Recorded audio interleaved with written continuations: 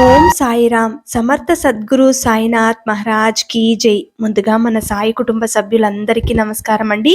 అందరూ కూడా సుఖంగా, సంతోషంగా, ఆరోగ్యంగా బాగుండాలని మనస్ఫూర్తిగా కోరుకుంటూ ఈరోజు వీడియో మొదలు పెడుతున్నాను. ఇక ఈరోజు వీడియోలో బాబా గారు ఏం చెప్పబోతున్నారు అంటే, తల్లి, నీ తీరని కోరిక ఏది ఉన్నా వెంటనే నాతో చెప్పు, ఈరోజు అది నిజం చేస్తాను. అదృష్టం ఒక్కసారే తలుపు తడుతుందమ్మా అని బాబాగారు ఈరోజు ఒక చక్కటి సందేశాన్ని మనందరి కోసం అందిస్తున్నారండి. మనం ఎన్నోసార్లు అనుకుంటూ ఉంటాం, మన జీవితంలో పడే కష్టాలకు ఎన్నో కారణాలు కూడా ఉండవచ్చు. అవి ఒక్కొక్కసారి తీరకపోతే, తీరని కోరికలు ఉండి వాటి నుండి మనం ఎన్నో ఇబ్బందులు పడుతూ ఉంటే అప్పుడు మనం అనుకుంటూ ఉంటాం, ఎవ్వరూ లేరు, ఏ భగవంతుడు లేదు, బాబాని నమ్ముకున్నాం కానీ ఆ బాబా ఏమీ చేయటం లేదు అని ఎన్నోసార్లు మనసులోనే అనుకుంటూ ఉంటాం. ఒక్కొక్కసారి తిట్టుకుంటూ ఉంటాం, ఎందుకు ఇన్ని కష్టాలు ఇచ్చావు బాబా అని.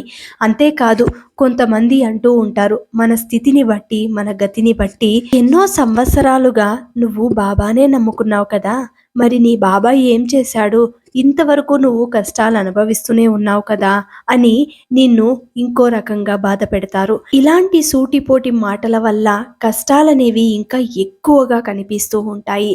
అప్పుడే మనం నమ్ముకున్న ఆ భగవంతుని మీద నమ్మకాన్ని కోల్పోతాం. ఎప్పుడైతే మనం నమ్మకాన్ని కోల్పోయి మన మీద మనకే జాలి వేసి మనం తిట్టుకుంటూ ఉంటాం చూడండి, ఆ సమయంలో ఆ భగవంతుడు ఇచ్చే ఓదార్పు ఎంతో గొప్పగా ఉంటుంది. ఆ సమయంలో బాబాని చూడండి, ఒక్కసారి నీ కంటి ముందు ఎవ్వరిని ఊహించుకోకుండా బాబా గారిని మాత్రమే చూడండి. ఆ సమయంలో బాబా గారు ఇచ్చే సందేశాన్ని మీరు తప్పకుండా ఆస్వాదించాలి. మీకున్న కష్టాలన్నీ కూడా దూరమైపోతాయి. కాబట్టి తల్లి, సంతోషం వచ్చినా బాధ వచ్చినా నీకు ఈ బాబా ఉన్నాడు. ప్రతిదీ కూడా నాతో పంచుకో తల్లి. నీ తీరని కోరిక ఏది ఉన్నా సరే ఈరోజు నాతో చెప్పి తీరాలి. ఈరోజు అదే పనిగా నీ కోసమే ఈ నిజాన్ని చెబుతున్నాను. ఇంతటి అదృష్టం మళ్ళీ మళ్ళీ రాదు. ఒక్కసారే అదృష్టం అనేది తలుపు తడుతుంది. ఈరోజు ఈ సమయాన్ని నువ్వు ఉపయోగించుకొని తీరాలి. నీ జీవితంలో తీరని కోరికంటూ ఉంది కదా, దానిని తీర్చడానికే ఒక మంచి మార్గాన్నైతే ఈరోజు నేను చూపించబోతున్నాను తల్లి. వెంటనే దానిని స్వీకరించు, అలాగే దానిని అమలులో పెట్టు. అప్పుడు నీకు నీ కోరిక అనేది తీరుతుంది. మనసులో ఎన్ని బాధలు ఉన్నా ఈ రోజు గురువారం రోజు, మొదటి గురువారం, ఈ సంవత్సరంలో మొదటి గురువారంలోకి అడుగు పెట్టావు. ఈ రాత్రికి నీకు సుఖంగా నిద్ర పడుతుంది. సమస్యలన్నీ కూడా మరిచిపోయి హాయిగా నిద్రపోతావు. ఈ బాబా మీద నమ్మకంతో నేను చెప్పినట్టు చెయ్యి. రాత్రి పడుకునే లోపు ఈ చిన్న పనిని చేసి చూడు తల్లి. నీ జీవితం ఎంతో సంతోషంగా మారడానికి మొదటి మెట్టు ఎక్కబోతున్నావు. ముందుగా ఈ రోజు రాత్రి పడుకునే ముందు, ముఖ్యంగా ఇది ఏ రోజైనా చేయవచ్చు, ఈ రోజే చేయాలి అనేది ఏమీ లేదు. ఒకవేళ కుదరని వారు రేపు శుక్రవారం రోజు కూడా ప్రయత్నం చేయవచ్చు. అందుకని ఏ రోజు మీకు అనుకూలం, ఏ రోజు మీకు బాగా కలిసి వస్తుంది అని అనుకుంటారో ఆ రోజే మొదలు పెట్టండి. గురువారం మేము బాబాని నమ్ముతాము, బాబా గారు మనకు తోడుగా ఉండి అన్నింటిలోనూ విజయాలు అందిస్తాడు అనేవారు ఈ రోజు సాయంత్రం లోపు మొదలు పెట్టవచ్చు. ఇంకా ఆడవారు నెలసరి సమస్యతో బాధపడుతూ ఉంటే ఈ వారంలో చేయలేని వారు వచ్చే వారమైనా కూడా మొదలు పెట్టవచ్చు. లేదంటే ఏ రోజైనా కూడా మొదలు పెట్టవచ్చు. మీకు నచ్చిన రోజు శుక్రవారం చాలా మందికి కలిసి వస్తుంది కాబట్టి శుక్రవారం కూడా బాబా గారికి ఎంతో ఇష్టమైన రోజు. ఆ రోజు కూడా మీరు మొదలు పెట్టవచ్చు. చాలా మంది శుక్రవారం లేదంటే గురువారం పూజలు చేసే సమయంలో తలంటు స్నానమే చేయాలి అని అంటూ ఉంటారు కదా, అవేవి మీరు మనసులో పెట్టుకోకండి. మీ ఆరోగ్యాన్ని దృష్టిలో పెట్టుకొని, జాగ్రత్తలో తీసుకుని, వాతావరణాన్ని కూడా దృష్టిలో పెట్టుకొని స్నానం అనేది ఆచరించండి.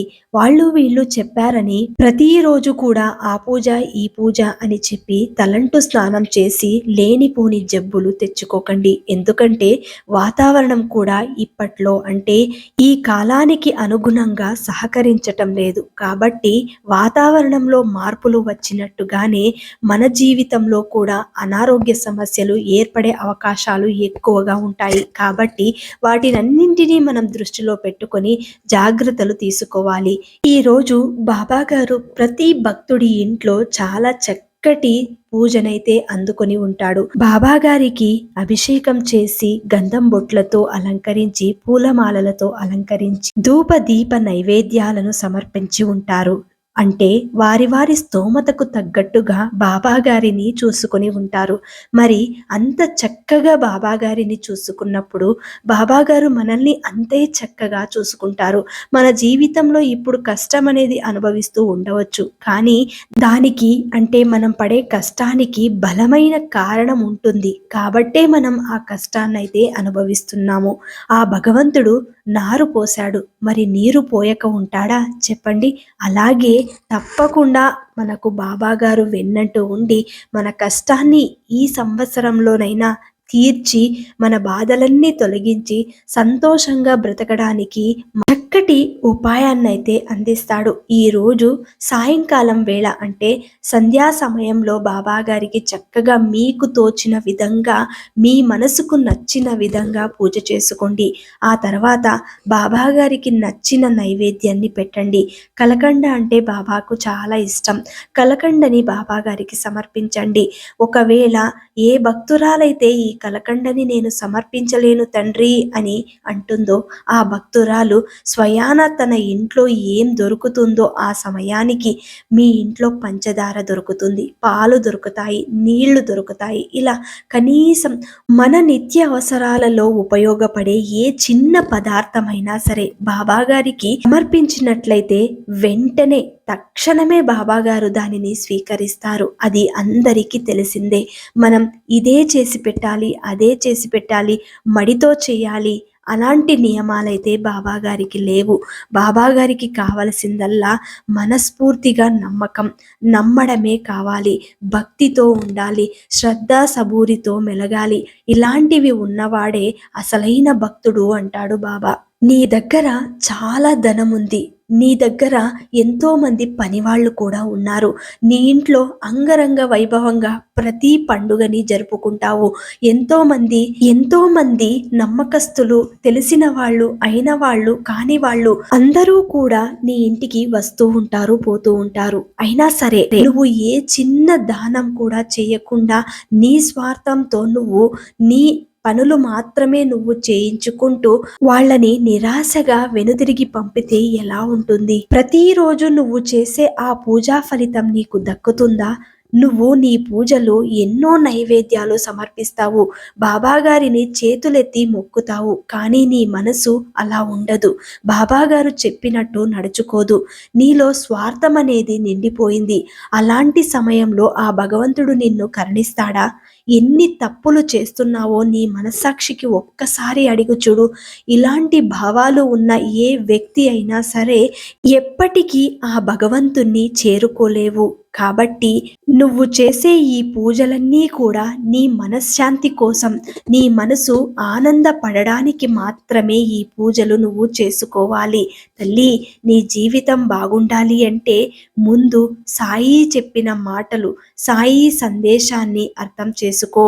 శ్రద్ధా సబూరితో మెలుగు, లేని వారిని ఆదుకో, కష్ట సమయంలో ఉన్న వారికి తగినంత సహాయాన్ని అందించు. అప్పుడే నీ జీవితం ఉన్నత స్థాయికి చేరుకుంటుంది. ఈ మొదటి గురువారం రోజు నీకొక చక్కటి ఉపాయాన్ని అందిస్తాను. శ్రద్ధగా ఆచరించు తల్లి. 8 రోజులలో నీ తీరని కోరిక ఉంటే గనుక తప్పకుండా తీరుతుంది. ఈ రోజే మొదలుపెట్టు. ఒక చిన్న బెల్లం ముక్కైనా సరే, నీ ఇంట్లో అందుబాటులో ఉన్న ఏ చిన్న పదార్థమైనా సరే ఒక జీవిని ఆదుకోవడానికి ప్రయత్నం చెయ్యి. ఈరోజు ఒక కుక్కకి కానీ లేదా చీమలకు కానీ ఏదైనా ఆహారాన్ని తినిపించు. దాని కడుపు నింపు. ఒకే ఒక్క పూట ఒక జీవి కడుపు నింపి చూడు. నీ నీ జీవితం ఎంతో చక్కగా మారుతుంది. ఈ రోజు మొదలుపెట్టి ఈ రోజు నుంచి నువ్వు 8 రోజులు ప్రతిరోజు ఒక జీవికి అన్నం పెట్టి చూడు. నీ జీవితంలో ఎలాంటి కష్టాలున్నా సరే, ఒకవేళ నువ్వు కర్మతో అనుభవిస్తున్న ఈ కష్టమైతే ఆ కర్మాలన్నీ కూడా తొలగిపోయి నీ జీవితం ఇక సంతోషంగా సాగుతుంది. ఈ మొదటి గురువారం రోజే ఈ చిన్న ప్రయత్నాన్ని మొదలుపెట్టు. వెంటనే నీలో మార్పు కూడా కనిపిస్తుంది. నీ జీవితంలో ఒక్కొక్క మెట్టు కూడా నువ్వు ఎంతో జ్ఞానంతో ఎదగగలుగుతావు. తల్లి, ఈ బాబా చెప్పిన మాటలన్నీ గుర్తున్నాయి కదా? మనసులో దాచుకుని ఆచరించు తల్లి. ఏ సందేశం నీకు పంపినా కూడా అది నీ మంచి కోసమే. నీ తండ్రి స్థానంలో ఉండి నిన్ను ఈ మాటలన్నీ చెబుతున్నాను. ఒక బిడ్డకు తండ్రి ఏ విధంగా కూర్చోబెట్టుకుని మరీ హెచ్చరిస్తూ చెబుతాడో ఆ మాటలన్నీ కూడా నీకు ఎంతో జ్ఞానాన్ని తెచ్చిపెడతాయి. అప్పుడే నువ్వు మంచి స్థాయిలో నిలబడతావు అని బాబా గారు ఈ రోజు చాలా గొప్ప సందేశాన్ని అయితే మనకు అందించారండి. అలాగే ఈ చిన్న పరిహారాన్ని ప్రతి ఒక్కరూ ఈ గురువారం రోజే మొదలుపెట్టి 8 రోజుల వరకు ప్రయత్నం చేసి చూడండి. మన జీవితంలో ఉన్న కష్టాలు దేని నుండి అనుభవిస్తున్నామో తెలియదు, కానీ అన్ని పోగొట్టుకోవడానికైతే ఆ భగవంతుడు అదృష్ట ద్వారం అనేది ఒక్కసారే తలుపు తడుతుంది. కాబట్టి దానిని మనం వినియోగించుకుంటేనే మన జీవితం అనేది బాగుంటుంది. మరి ఈ రోజు బాబాగారు అందించిన సందేశం ప్రతి ఒక్కరికి నచ్చిందని అనుకుంటున్నాను. నచ్చిన వాళ్ళందరూ కూడా శ్రద్ధ సబూరి అని కమెంట్ చేయండి. అలాగే ఈ వీడియోని అందరికీ అందేలాగా షేర్ చేయండి, లైక్ చేయండి. ఇంకా ఎవరైనా కొత్తగా మన ఛానల్ని చూస్తున్న వాళ్ళు ఉన్నట్లయితే దయచేసి సబ్స్క్రైబ్ చేసుకొని సపోర్ట్ చేయండి ఫ్రెండ్స్. మళ్ళీ రేపటి వీడియోలో కలుసుకుందాం. అంతవరకు సెలవు. సర్వే జనా సుఖినో భవంతు. సర్వం శ్రీ సాయినాథార్పణమస్తు.